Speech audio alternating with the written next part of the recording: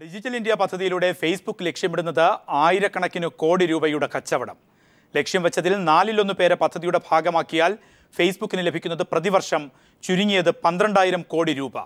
Zuckerberg എന്ന തന്ത്രശാലിയുടെ കോടികളുടെ business തന്ത്രത്തിനാണ് പ്രധാനമന്ത്രി നരേന്ദ്രമോദി കൈകൊടുത്തിരിക്കുന്നത്. ഇന്ത്യൻ ഗ്രാമങ്ങളെ ഇന്റർനെറ്റിന്റെ പരിധിയിൽ കൊണ്ടുവരണമെന്ന മോഹം പ്രധാനമന്ത്രി നരേന്ദ്രമോദിക്കുണ്ടാകാം. എന്നാൽ സുക്കർബർഗ് എന്ന തന്ത്രശാലിയുടെ ലാഭക്കൊയ്ത്തിന്റെ മറ്റൊരു മുഖം മാത്രമാണ് ഡിജിറ്റൽ ഇന്ത്യ പദ്ധതിയിലൂടെ വെളിച്ചത്തു വരുന്നത്. ഏറെ വിമർശനങ്ങൾ കേട്ട internet.orgയെ പുതിയ രൂപത്തിൽ അവതരിപ്പിച്ചിരിക്കുകയാണ് ഡിജിറ്റൽ ഇന്ത്യ എന്ന പേരിൽ. അടിസ്ഥാന ഫേസ്ബുക്ക് സേവനത്തിനൊപ്പം ആരോഗ്യം, വിദ്യാഭ്യാസം തുടങ്ങി 10 സേവനങ്ങൾ സൗജന്യമായി നൽകുമെന്നതാണ് internet.orgയുടെ പ്രത്യേകത. എന്നാൽ ഏറ്റവും അധികം ആളുകൾ ആശ്രയിക്കുന്ന ഫോട്ടോ അപ്ലോഡ് ചെയ്യുന്നതിന് കുറച്ചു ചില്ലറ സുക്കർബർഗിന് കൊടുക്കേണ്ടി വരും. അത്തരത്തിൽ 10ൽ കൂടുതലുള്ള സേവനങ്ങൾക്കും പണം നൽകണം. സുക്കർബർഗിന്റെ കൂർമ്മബുദ്ധി ഇവിടെ തുടങ്ങുകയാണ്. വിവിധ താരിഫിൽ 6 പ്ലാനുകളാണ് ഫേസ്ബുക്ക് ടീം തയ്യാറാക്കിയിരിക്കുന്നത്. 10 രൂപ, 25 രൂപ, 40 രൂപ, 80 രൂപ, 125 രൂപ, 200 രൂപ എന്നിങ്ങനെയാണ് മാസവരിസംഖ്യ. പദ്ധതിയിൽ ലക്ഷ്യം വയ്ക്കുന്നതാകട്ടെ 100 കോടി ഇന്ത്യക്കാരെയും. ഇതിന്റെ 4 ആളുകളെയെങ്കിലും പദ്ധതിക്കുള്ളിൽ കൊണ്ടുവരുവാൻ കഴിഞ്ഞാൽ 25 കോടി പേർ പദ്ധതിയിൽ അണിചേരും.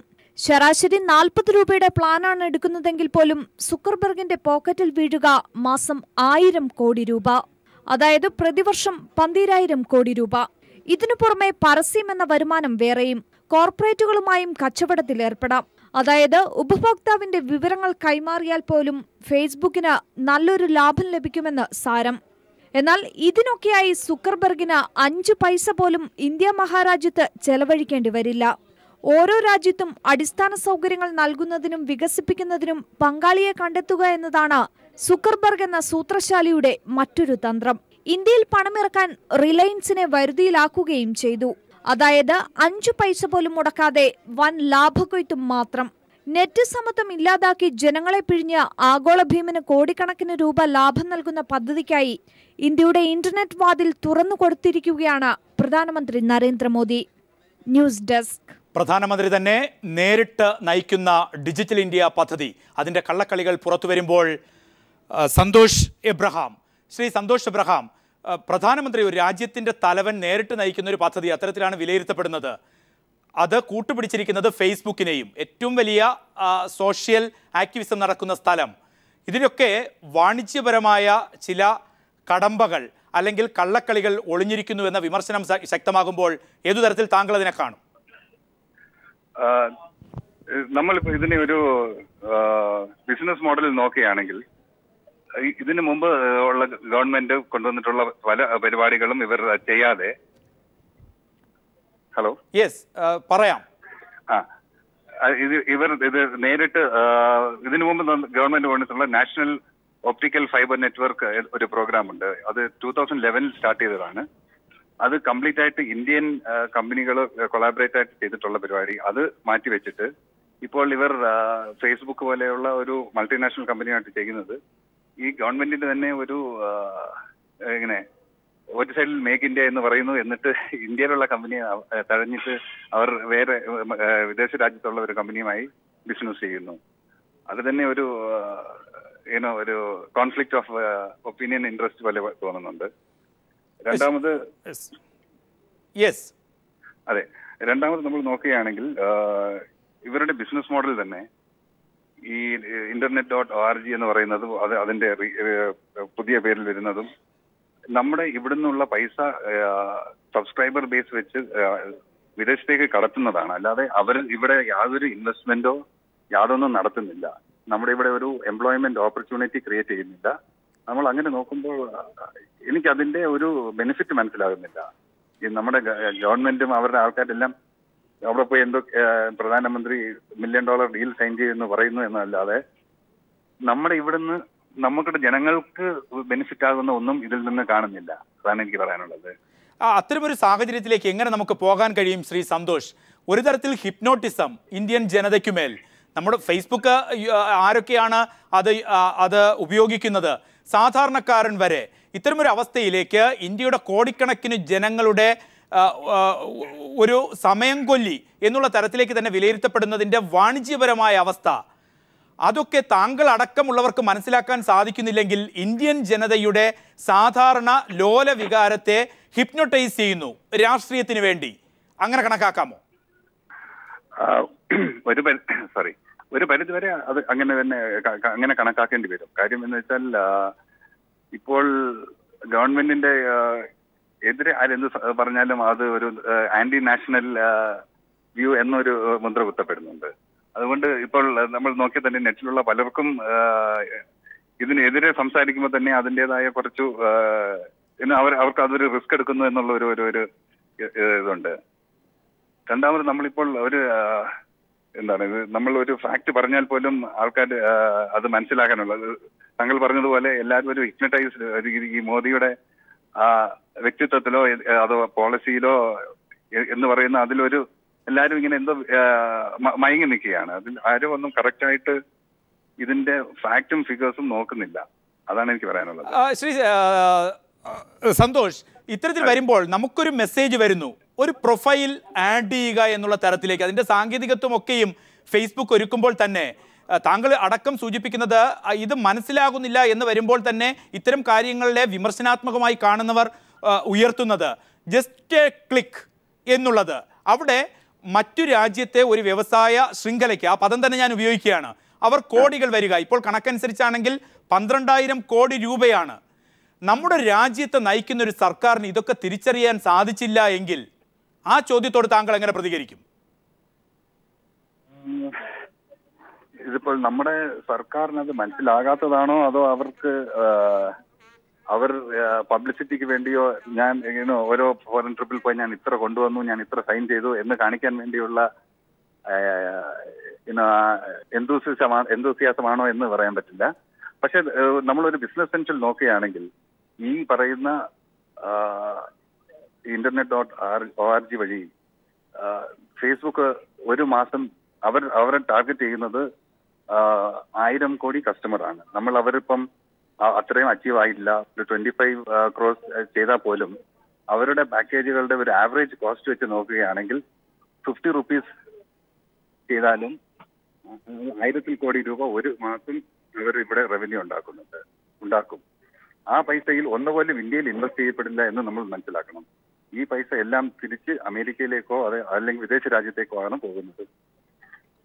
ഇവിടെ വലിയൊരു അപകടകരമായ അവസ്ഥയാണ് താങ്കൾ ചൂണ്ടിക്കാണിക്കുന്നത്. ഇത്തരത്തിൽ വരുമ്പോൾ പോയ സർക്കാരിന്റെ കാലം ഓർത്തെടുക്കേണ്ടതുണ്ട്. കഴിഞ്ഞ 10 വർഷക്കാലം അവരുടെ പദ്ധതി എന്ന് പറയുന്നു അത് കണക്ടിവിറ്റി ഇൻ വില്ലേജ്, അതിനപ്പുറത്തേക്ക് വാർഡുകൾ എന്ന് വരെ വിവക്ഷിച്ചിരുന്നു.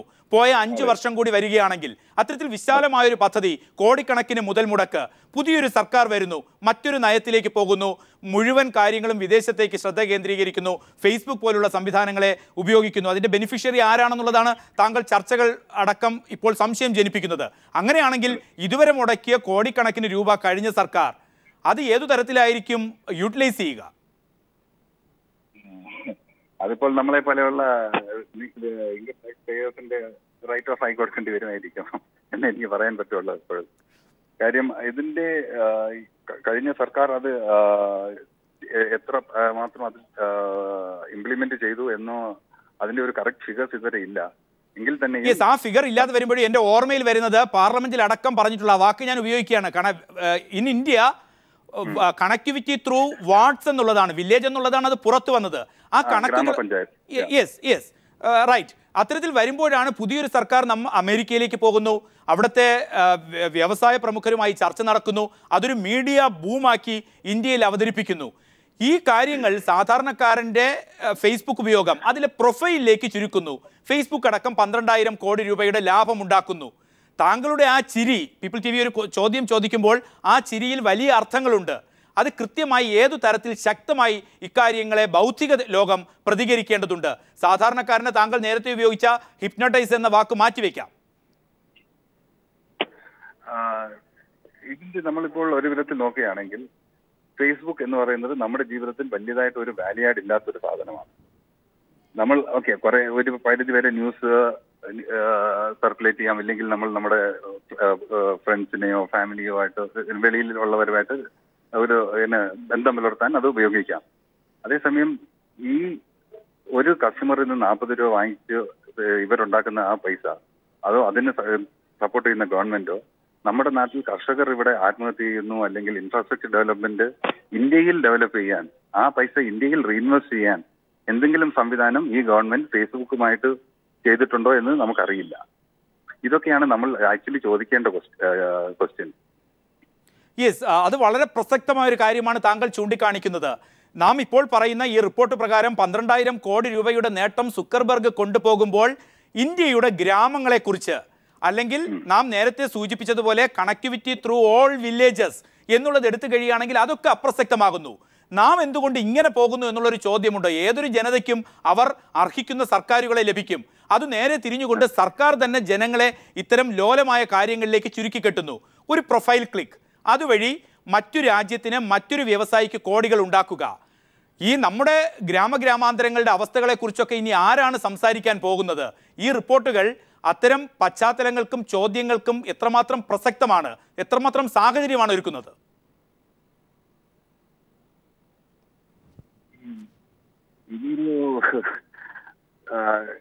ഒരു നാഷണൽ ഇഷ്യൂ ആണ് അത്. പക്ഷെ നമ്മുടെ ആൾക്കാർ ആരും അതിന്റെ സീരിയസ്നെസ് ഇതുവരെ മനസ്സിലാക്കിയിട്ടില്ല എന്നുള്ളതാണ് അതിന്റെ വാസ്തവം. കാര്യം ഈ റവന്യൂ നമ്മളിവിടെ ഉണ്ടാക്കുന്നത്, ഇവിടുന്ന് ജനറേറ്റ് ചെയ്യുന്നത്. അത് വളരെ പ്രസക്തമാകുമ്പോൾ എനിക്കൊരു ചോദ്യം കൂടി താങ്കളെടുത്ത് ചോദിക്കാനുള്ളത്, എല്ലാവരും ഫേസ്ബുക്കിലേക്ക് വരുമ്പോൾ ആയിരക്കണക്കിന് പേർ നമ്മുടെ സൗഹൃദങ്ങളിൽ എടുത്തു കഴിഞ്ഞാൽ പ്രൊഫൈലുകൾ നിമിഷ നേരം കൊണ്ട് മാറിക്കൊണ്ടിരിക്കുകയാണ്. ഇത്തരമൊരു സാഹചര്യത്തിൽ അതിന്റെ കള്ളക്കളി പീപ്പിൾ TV ഇപ്പോൾ റിപ്പോർട്ട് ചെയ്തുകൊണ്ട് പറയുകയാണ് 12,000 കോടി രൂപ അന്യരാജ്യക്കാരൻ കൊണ്ടുപോകുന്നു. അത് വിലയിരുത്തപ്പെട്ടുകൊണ്ട് താങ്കൾ അത് അംഗീകരിക്കുമ്പോൾ ഏതു തരത്തിലുള്ള നിർദ്ദേശമാണ് സാധാരണക്കാരായ ഫേസ്ബുക്ക് ഉപഭോക്താക്കൾക്ക് താങ്കൾ ഈ നിമിഷം നൽകാൻ ആഗ്രഹിക്കുക? നമ്മളിപ്പോൾ ഇത് ഫേസ്ബുക്ക് യൂസേഴ്സിന് നമ്മളിപ്പോൾ ഒരു മെസ്സേജ് കൊടുത്തിട്ട് വലിയ ഇതുണ്ടാകും എന്ന് തോന്നുന്നില്ല. എങ്കിൽ തന്നെയും ഇവർ ഈ ഫേസ്ബുക്ക് ഇപ്പോൾ തന്നെ ഒരു കോൺട്രവേഴ്സി നടക്കുന്നുണ്ട്. ഫേസ്ബുക്ക് പ്രൊഫൈൽ നമ്മുടെ നാഷണൽ ഫ്ലാഗിന്റെ ഇതിൽ കൊടുത്താൽ അത് internet.org സപ്പോർട്ട് ആകുന്നു എന്നൊക്കെയുള്ള.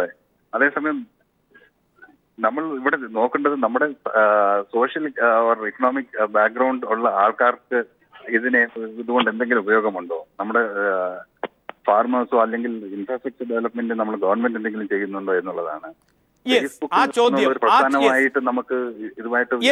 സന്തോഷ് എബ്രഹാം, വളരെ വ്യക്തമാണ്. താങ്കൾ ഉയർത്തിയ ആ ചോദ്യം തന്നെയാണ് ഈ ചർച്ചകൾ കാണുന്നവർക്ക് മുന്നിലും ഫേസ്ബുക്ക് ഉപയോഗിക്കുന്നവർക്ക് മുന്നിലും ഉയർത്തേണ്ടത്. നിങ്ങൾ ഒരു ക്ലിക്ക് ഡിജിറ്റൽ ഇന്ത്യയുടെ ഭാഗമായി അതിനെ അംഗീകരിക്കുന്നു എന്ന് പറഞ്ഞ് ഫേസ്ബുക്കിൻ്റെ പ്രൊഫൈലിൽ ക്ലിക്ക് ചെയ്യുമ്പോൾ രാജ്യത്തെ ഗ്രാമങ്ങളിൽ അവിടുത്തെ സാധാരണക്കാരായ കർഷകർക്ക് ഇതുകൊണ്ട് എന്ത് പ്രയോജനം എന്നുള്ള വലിയ ചോദ്യം സന്തോഷ് എബ്രഹാം ഉയർത്തുമ്പോഴാണ് പീപ്പിൾ TV ഇതുമായി ബന്ധപ്പെട്ടുള്ള റിപ്പോർട്ട് തയ്യാറാക്കിയിരിക്കുന്നത്.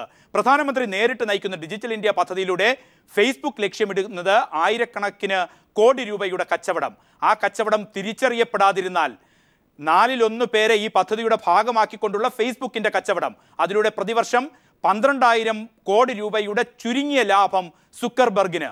ഈ കള്ളക്കളി തിരിച്ചറിയപ്പെടാതിരുന്നാൽ ഇന്ത്യയിലെ ഗ്രാമങ്ങൾ വലിയൊരു വിപത്തിലേക്ക് അതിൻ്റെ സാങ്കേതികത്വം അനുസരിച്ച് തന്നെ കടന്നു വീഴുമെന്നാണ് സന്തോഷ് എബ്രഹാം പറയുന്നത്.